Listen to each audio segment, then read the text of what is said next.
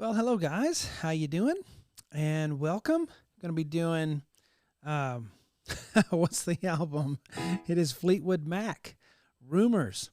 So, you may notice I'm in my new studio. So, we have a new set and we're really enjoying it. This is my first video doing that.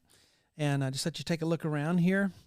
Here's camera one, and I can speak to you guys kind of intimately through here. And I'm trying to get myself used to this as I'm also doing the live lesson. So, yeah, so take a look. We just have 70s feel. Hopefully you get that from looking at it. And it should feel 70s because everything that we bought to go in the set is actually from the 70s. It isn't something that was made to look 70s, but actually is from the 70s. And so, really fun, really cool. Camera 3 here is where my wife will sit, my lovely wife, Shauna. She's not here at the moment, but so I have Marcus Phoenix sitting in for her there. So that's what we're going to do. We're going to get started here with lesson 1 of Fleetwood Mac, Don't Stop. And we got some really good things coming up with that album. But just have a little listen.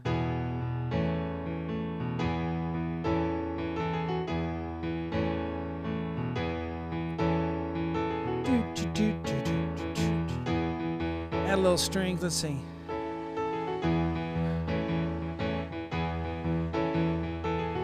Da da da da da da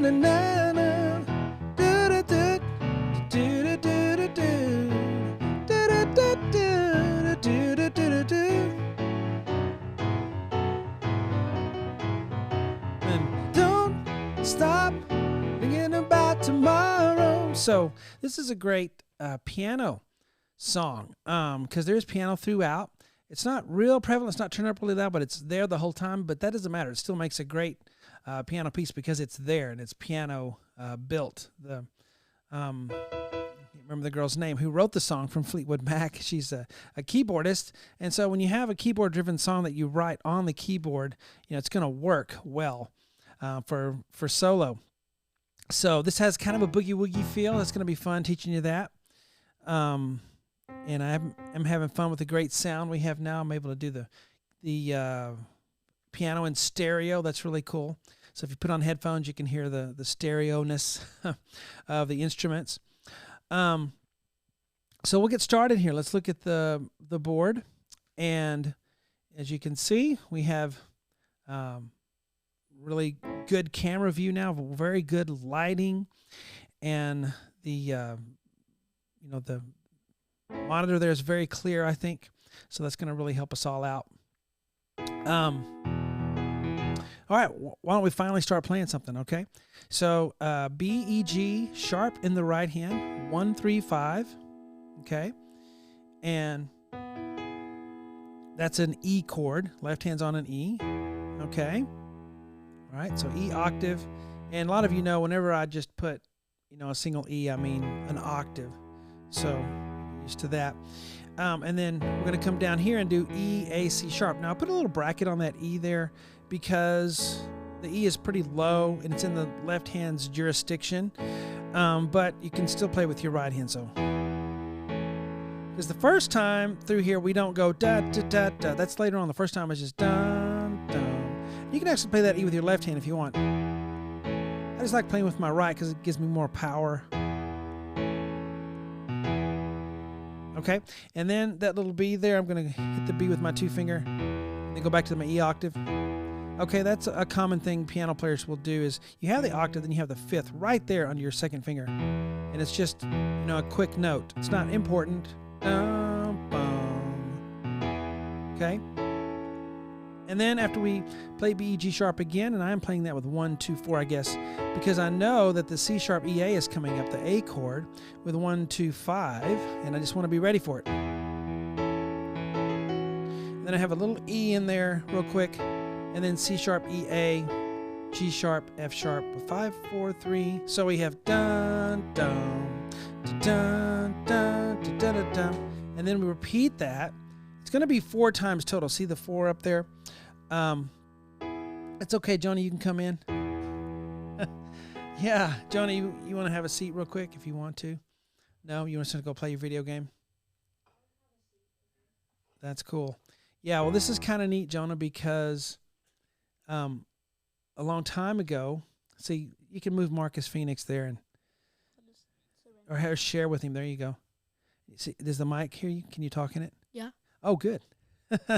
I need to get you on camera. Oh, I gotta get used to doing this. There's Jonah. He is my third. I have 4 all together, and so that camera's on right there.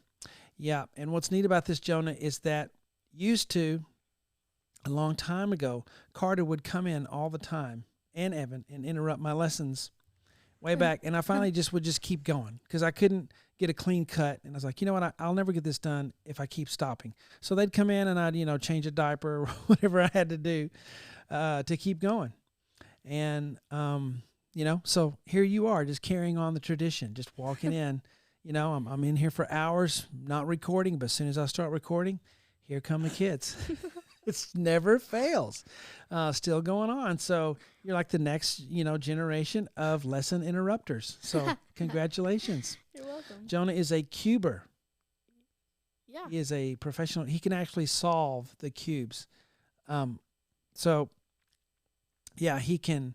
The regular Rubik's Cube or in all these new ones they've created, he can 3x3, 2x2, cube, and Pyraminx. Yeah, so he goes to school and they all solve their cubes. I never could solve anything on it. I thought only geniuses could do it. Apparently that's true. But so very good, Jonah. All right, bud, you can go play your games over there. I'm going to get back to the lesson. So anyway, yeah, we'll just go with the flow here. So pretty cool. Feels good to be back home doing this, just because I don't know, I like being at home, Anyway, so we are back to the board here. 4 times total. The first time is straight. You don't do any da da da da da. It's just dun bum da dun dun. Okay, and then you do it again. 2 bum. See how that little E's in between there? Okay. So the third time, so the third time and the fourth time, we're gonna bring in the don da don da don. The bass guitar, do do do, gives that little rhythm to it. Okay, so it doesn't speed up. It may feel like it has more action there, but you're just adding the dun da dun to that boogie woogie rhythm with the bass guitar and the drums, I think. So that's what we're gonna do in this third time. Now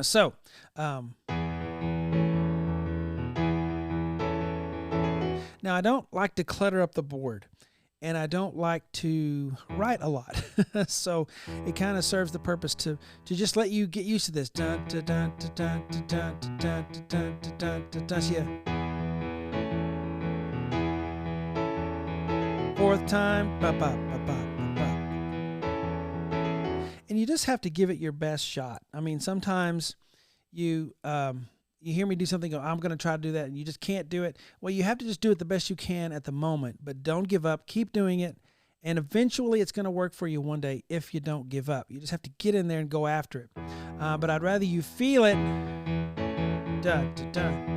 feel that rhythm under your fingers, and maybe not do it exactly perfect, but still you're feeling it, instead of trying to count how many times your left hand's going before you put it with your right, because then it remains mathematical and it never becomes musical. Okay, I found that to be true. So I kind of like this method of teaching for that reason, that it makes you feel it. Okay, so the third time, dun, dun, dun, dun, dun, dun, dun, dun.